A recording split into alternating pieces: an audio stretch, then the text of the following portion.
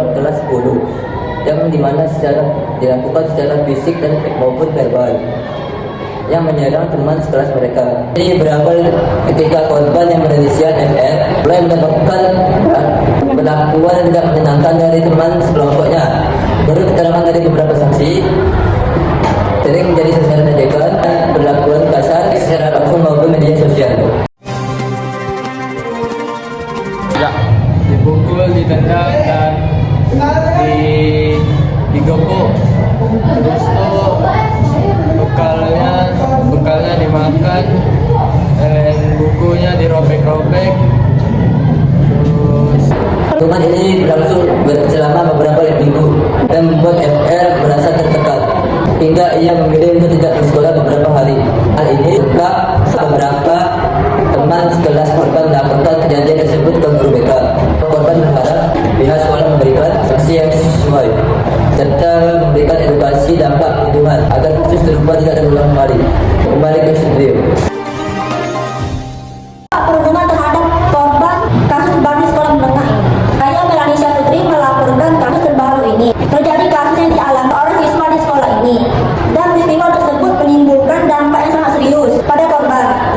Inisial FR. Kali ini kita akan melihat lebih bagaimana perundungan ini mempengaruhi keseharian dan kesehatan mental, meninggalkan dampak psikologis yang mendalam. Perasaannya sebagai saudara seperti apa ya? Saya sebagai saudara kecewa sekali. Dia sekarang agak tertutup, udah jarang cerita tentang sekolahan, terus juga banyak melamun. Kadang juga takut pergi sekolah. Harapan untuk kedepannya seperti apa? Harapan saya setiap sekolah wajib melakukan pengecekan dan diadakan terus sosialisasi setiap bulan, dan juga kalau bisa sanksi yang berat untuk pelaku. Menurut keterangan dari psikologi yang menangani kasus ini, korban mulai menunjukkan tanda-tanda kecemasan, kegelisahan, kehilangan gerak rasa terorganisasi di lingkungan sekitarnya.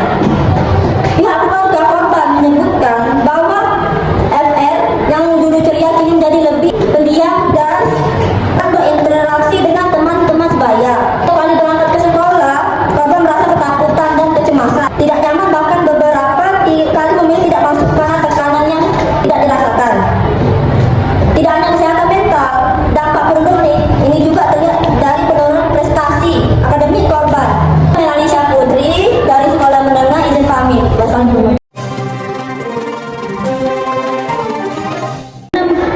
upaya menanggulangi dan meminimalisirkan kasus perundungan di sekolah. Selamat siang pemirsa, saya Nivita Dianggraini. Perundungan atau bullying di sekolah masih menjadi kasus terbanyak yang dialami oleh siswa-siswa. Kali ini kita akan melihat lebih dekat langkah-langkah yang dapat dilakukan untuk mencegah dan menanggulangi kasus perundungan agar sekolah menjadi tempat yang aman dan nyaman bagi siswa-siswa. Langkah pertama yang bisa dilakukan adalah dengan memberikan edukasi dan penyuluhan kepada seluruh siswa. Sekolah dapat mengadakan seminar atau sosialisasi kepada siswa-siswa di sekolahan.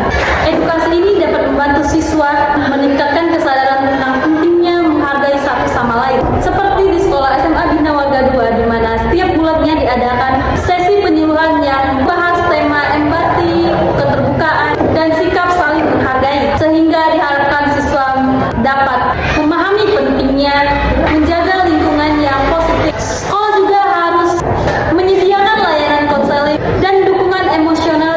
Konselor sekolah dapat membantu siswa yang mengalami masalah perundungan untuk menceritakan apa yang dialaminya dan memberikan dukungan psikologis. Di beberapa sekolah sudah diterapkan teman curhat, di mana siswa bisa berbicara dengan konselor atau teman sebaya untuk membantu menyelesaikan masalah. Dengan adanya ruang aman untuk cerita, siswa yang mengalami perundungan tidak perlu merasa sendirian. Selain itu, sistem pelaporan yang jelas dan aman sangat penting. Siswa yang menjadi korban atau saksi perundungan memiliki jalur mudah melaporkan kejadian tersebut. Sekolah dapat menyediakan kontak pengaduan yang dijaga kerahasiaannya untuk pengaduan tanpa nama. Beberapa sekolah melibatkan guru untuk berpatroli, mengawasi lingkungan sekolah. Terjadi perundungan seperti toilet atau lorong sepi.